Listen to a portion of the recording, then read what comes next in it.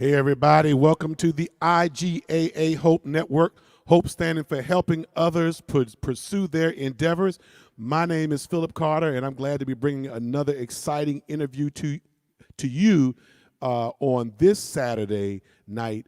We have one of God's greatest gifts, one of his greatest artists, greatest ministers of music, greatest leaders here in the United States of America and abroad. His name is Minister Earl Bynum, and he is not only my friend, but also my business partner in starting the IGAA since its inception in 2010. Let us welcome Minister Earl Bynum. What's up, everybody? Praise the Lord. Praise the Lord. It's good to have you on the show as always. This is special for me because I get to interview you and really dig on in. Wow. Yes, sir. Yes, sir. So thank you so much for agreeing to, of course, it takes two to tango to help me put together this IGAA and this IGAA Hope Network. This is already a successful venture. Just 3 weeks. September 15th will be a month in with already 11,000 followers and counting. You can follow us on Facebook, IG, and YouTube right now. We're expanding. Earl, but this is about you today. You're part of the IGA Hope. You're not only a founder, but you're also part of the Hope Network. Talk about who is Earl Bynum. Wow. Well, I was born and raised in Franklin, Virginia, which is a city right outside of Norfolk, Virginia Beach. For those who don't know, it's about 40 minutes away. Born and raised, went to high school and school period there. And my mom, Geneva Bynum, dad is Earl Bynum, got started in music, or both of them was in groups. My dad was in a group called the Gospel Travelers, which was which was like the Volunteers and Willie Neal Johnson and the Keynote. Right. To travel with them. And then my mom was in a group called the Sunbeam Singers, which was similar to the Caravans. And Come on, Sunbeam Singers. So on weekends, either my mom or my dad will be traveling, and sometimes both. And it was just whoever wanted me to go with them, at that moment. And I ended up just going with them. And eventually I started traveling a lot with my dad. And y'all don't even know about this, but back in the day, they used to stay at the Howard Johnsons. Come on, Howard Johnsons. And I'm like, Mom, we had a Howard Johnson, man. Fancy. And they started traveling, and Shirley Caesar wanted to take them on the road. And eventually I started playing Fender Rhodes piano for the quartet. And then I would go with my mom and start playing piano with them from time to time. And that's where it really all started, man. And then going to a Pentecostal church, and the pastor saw anything in you, they just threw you out there. So he threw me out there, and I'm probably playing in C and they singing in G. It didn't matter to them. It was like, let's just do this. So that's where it all started. Wow. So do either of your parents play an instrument? My mom took lessons because she wanted to play, and she said because she couldn't, she believed God gave it to me to play for her. So what was your first church job? My very first church job, I would say it was House of Prayer, Apostolic Faith Church of God, Live On. Come on now. Say it one more time. House of Prayer, Apostolic Faith Church of God, Live On. And we have a song. Really? This is the church? No, that's Church of God in Christ. We are the Apostolic Faith Church of God, Live On. We are the Apostolic Faith Church of God, Live On. We're taught by spirit-filled leaders with our God on the heavenly throne. So let us be encouraged. We are Church of God, Live On. Oh my goodness. If you didn't know any other song, you need to know that one, right? Let me tell you. Wow. So you grew up Baptist? I grew up Pentecostal. Okay. Pentecostal. But during my childhood, I played at Apostolic Pentecostal churches. I've also played at the Baptist church and the AME and the AMEZ too. Wow. Well, look, you. This is what makes ministers of music and leaders. Exposure and experience. Exactly. Wow. You just have a rich history. Any college background, anything like that? Yeah, I ended up going to Norfolk State University, but before then, I was in the 8th grade. Let me go there and started a gospel choir at my high school. It was called the Franklin High School Gospel Choir, and the Wow. senior class president, Algie Mabry, he's no longer living. And because of our city, our 8th grade was literally at the high school, so we were called Thetamores. What is that? I don't know. The next year you became a freshman, but you was a Thetamore in the 8th grade. A Thetamore, huh? And so they asked me to start a choir, and I did. And it was amazing how many students came out. So we continued, and by the 10th grade, we had grown so big that the school principal and system came to me and said they could no longer house us. And we became the Franklin Community Concert Choir. My mom made our robes, and we just continued to travel even through until I got to college. Wow. And then I went to Norfolk State, of course, and being in Norfolk State, it was such an honor. I was a voice major at Norfolk State. And so in the concert choir, the jazz choir, and I was the first freshman doing my Norfolk State days, chosen to be over the entire gospel choir at that time. Wow. And I was learning so much gospel choir music and stuff. So when I would go to concert choir, Dr. Carl Harris looked at me and he said, Bynum, if you don't get that note right, you will not be directing no gospel choir, you know. Woo-wee. And then I remember one of my professors playing piano because I couldn't read when I went to college. I played by ear. So when I had to take piano and I'm playing, so I found a student who showed me the song, right, that I had to play. So I opened the book, you know, and I'm just playing and turning the page. And so the professor said, go back to measure whatever. Uh-oh. I didn't know where it was. And he says, I should pick you up and throw you through that window. I say, I would sure like to see you try it. By the time you got mad, huh? Yeah, man. So, you know, that's how he found out I couldn't read, and he taught me how to read, and from that point. Well, that's great. That's great. Let's talk about let's move on up to first album. Oh, wow. What year was that? First album was 2000. I want to say it was 2000. And that was oh God, it was before Open My Heart and My Changes Come. It was one before then. And I would say around 2000, because that was one of my first times probably attending or going. No. It had to be before 2000. I'm sorry, 1990, because 1991 was my first GMWA.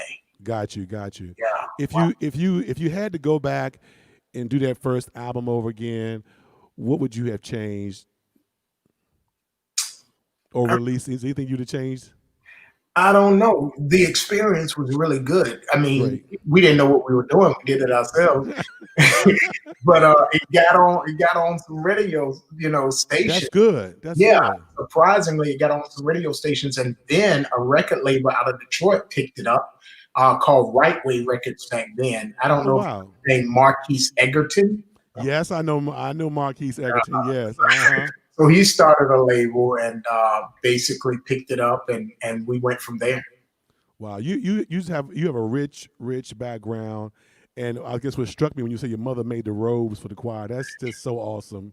Yeah, and we had a tour. I'm in the 10th and 11th grade. We literally had what we call a tour. We went from Virginia to Maryland to New York to Connecticut. Even then, that was 1983. Wow. Y'all were something else, weren't you? We didn't know what we were doing. People say, "Them children can sing." Yeah, okay.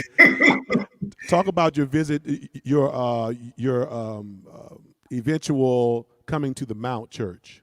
Oh wow, coming to the Mount. Actually, my going there, I didn't have a desire to leave where I was. I was at a church called Pleasant Grove, which was a great church in Virginia Beach. And one of my singers, her name is Iris Nance, who is also my insurance agent for my home and my car. She had left Pleasant Grove, and her family was at the mountain. She was like, "Earl, they have a position. You should come over here." And then a guy named Chris Whitaker, who was a drummer, Chris Booker, I'm sorry, who was a drummer, he called me and said, "Earl, you should put in the application for the Mount." I'm like, "Man, I'm okay.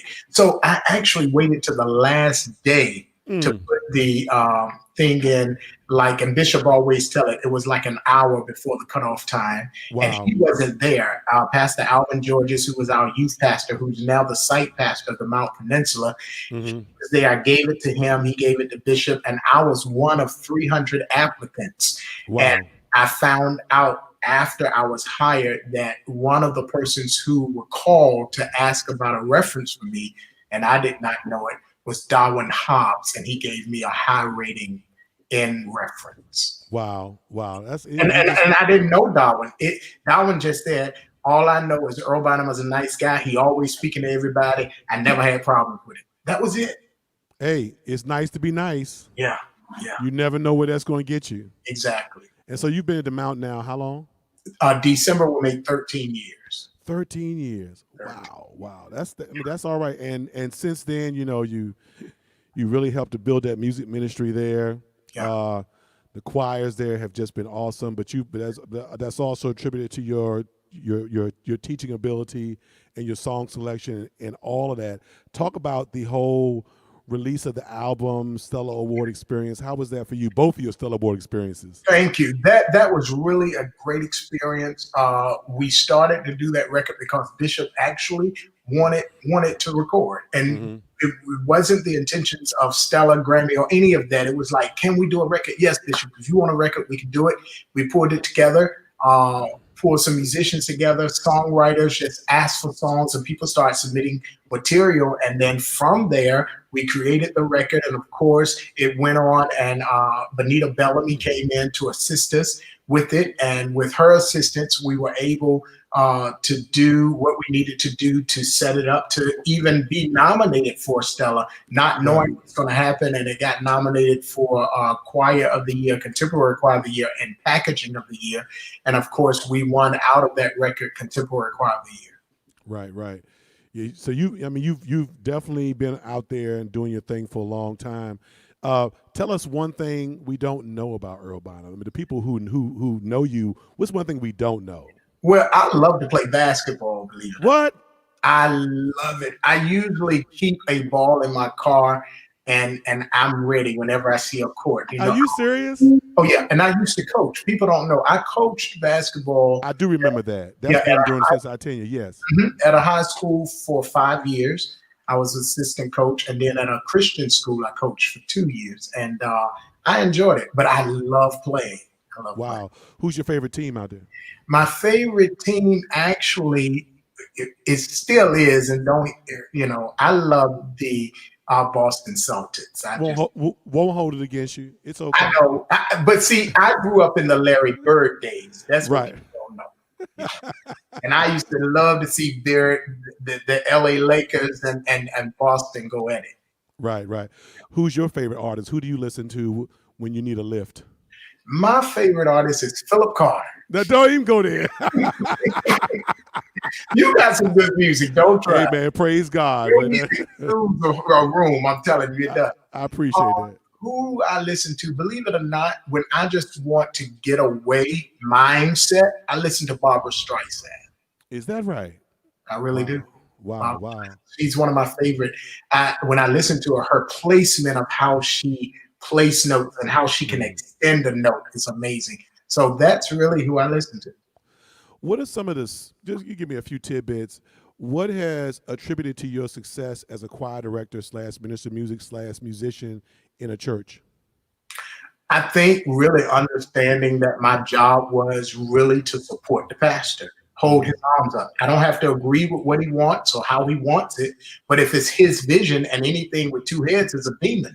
So I need so I follow his vision, and I think that's been the success of it. How has being at the Mount, and for those of y'all who don't know where the Mount is, it's in Chesapeake, Virginia. It's still called the Mount Lebanon, but Mount Lebanon Baptist Church, but the Mount has such a stronger connotation to it. It's a great church. Bishop Kim Brown is the pastor. They have been just instrumental. Nobody has been as instrumental to the growth of the IGA than the Mount Church and Bishop Kim Brown, and the seeds that they sowed into this conference, and you, Earl, of course. talk about I forgot what question I wanted to ask. I got so much I wanted to ask you. You, Talk about the IGAA and IGAA Hope and what this experience has been for you. And for you, I'm gonna ask you. I mean, I asked everybody else, but for you, it's been since its inception. yeah, it's actually been amazing. I still go back sometime and think about that first one. And you think about the people who were at that first one. Right, And then right. you think about the Troy Sneed that was there at the moment. And then Mm. the young writer out of North Carolina who just was last and just blowed us away with his Yes, lyrical content, yes. you know. So I think about those times and how great it has been and how it has grown, and then to see the artists who have come through and have developed to be Mm-hmm. better. Mm-hmm. They have gone on, and many of them still come back. So that's the good part, you know. Right, right. And they follow us. And this whole IGA Hope concept of, this has been something that you and I have been talked about for years. If it's just a few of us Yeah. would make a commitment to come together to do something together, it's a lot more than us trying to do it alone. Well, your statement that you came up with, I think, is phenomenal, and I love wearing that shirt.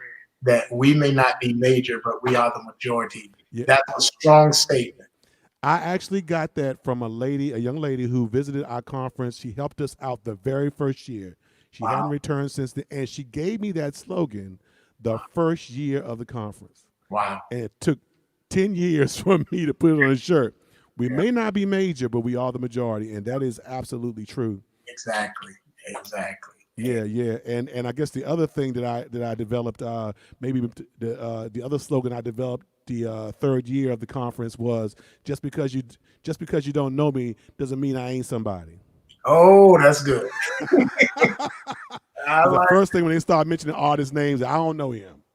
right. Yeah, I don't know them. Yeah, just because you don't know me, That's don't right. mean don't mean I ain't somebody. Yeah, I never forget. There was I don't want to call her name, but she's a radio announcer who's major right now. Uh huh. She was at a conference, and I remember her sharing at the conference. She was on the panel, and she said, "There is an artist that's here, and you know who you are. And I wanted to interview you a few years ago, but you wouldn't allow me to interview you because you said you don't know who I am. I was nobody to you, but now that Come I'm on now. an African American female and the program director in a major city, you would never be played on this station." Yeah, I'm telling you, it's nice to be nice and yeah, treat everybody. Your character speaks volumes for exactly, whatever, and especially if that person is somewhere in the way of where you're trying to go. exactly, exactly, Yeah. exactly. So let's talk about your other ventures. You've got some other financial ventures you enter into right now. Talk about it. Yeah, well, one is if you are in a situation where you just need to have your credit better than it is, you can hit me up because I am a credit repair and Hmm. restorer. So I'm also looking for agents, and it's easy if you're looking for lucrative, uh, other extreme income to continue to come. You can actually hit me up and yeah, hit me up, inbox me. But if you want to be an agent, or if you need or know someone who needs their credit fixed, seriously, That's right. real. And how do people find you? They can actually go to IG, Instagram, Earl Bynum, and inbox me. You can go to Facebook, Earl Bynum Music, which is my Facebook artist page. You can go to Twitter. I'm up there, Earl Bynum. You can also email me at earlbynummusic@gmail.com. All right. So this is IGAA Hope. We're two-sided. We're educating artists on one end. On the other side, we're bringing people hope with quality programming. If you haven't already, like the IGAA Hope Facebook page, like it, follow us. There's a lot of great things going. People are creating shows. It's great. We're introducing new artists from all over the world. So, like IGA Hope, Earl, give us some hope. What is one thing you'd like people to take away from in this pandemic season? Wow. All I know is if you don't know Jesus in this season, Uh huh. it's sad. You need to know him. You need to know him. And you have to pray and continue to believe and continue to have faith, even when you can't see it, even when it doesn't feel like it, because we know faith is the substance of things hoped for, the evidence of things not seen. So it's not a feeling. You just got to believe that change will come. You got to believe that better is on the way. And I believe that if you get that into your mindset, guard your heart and your mind, protect yourself, and guard those who are around you, we will come out better than we are. And remember, like I always say, can't nobody beat you being you, so be the best you that you can be. That's all, man. Big ups to you. Thank you so much for being on this program. I'm gonna have just a little fun with you before we leave. Favorite color? Okay, I like blue, but I wear black because I love black. Favorite TV show? Ooh, God. Man, past or present? Okay, favorite TV show would probably be, let's just say, The Cosby's. Okay. Favorite food? Favorite food, Jesus, turkey wings. Okay. Besides your bishop, who else do you like to hear preach? Who do you go to? Bishop T.D. Jakes. That's okay. one. Yeah, definitely him. It's a few others, but he's the first that come to mind. Last question. Well, no, yeah, last question. When this pandemic season is over, and you need to take a trip, where are you going first? Wow. Anywhere I can afford a ticket to go. That's a great answer.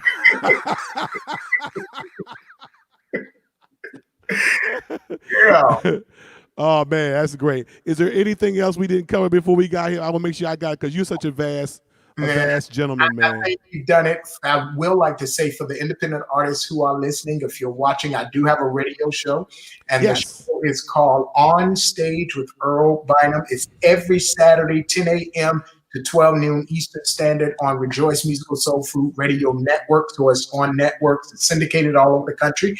And now we are also added to South Bend, Indiana on Sunday mornings for their R&B station as one of the gospel shows. So definitely, I would love to interview you, let Philip know, and we will make it happen. And I'm excited to be able to do that as well. Do you know offhand how many cities y'all are broadcasting to right now?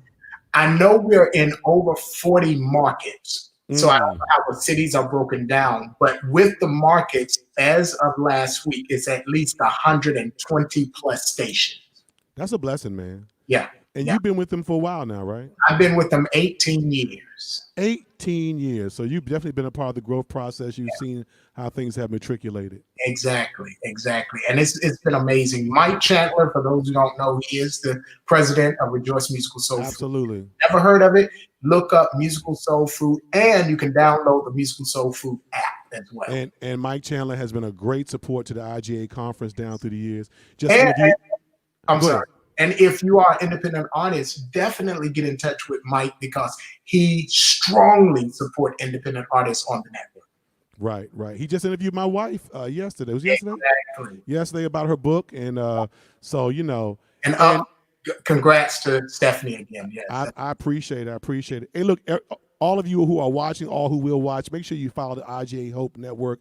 We're interviewing all of our members. We're interviewing other people. Check out the interviews. There's some great stuff happening, and people, you just never know what people are doing. Exactly. It's amazing. So check us out, fresh program, and please share it with somebody else. Earl, my friend, thank you. Go eat you some turkey wings. And look, if God is all you have, come on, what's the rest of it? God is all you need. That's it right there. If God is all you have, God is all you need. Yeah. Thank you, my friend. Hang on, we about to be gone. Everybody take care. Be blessed.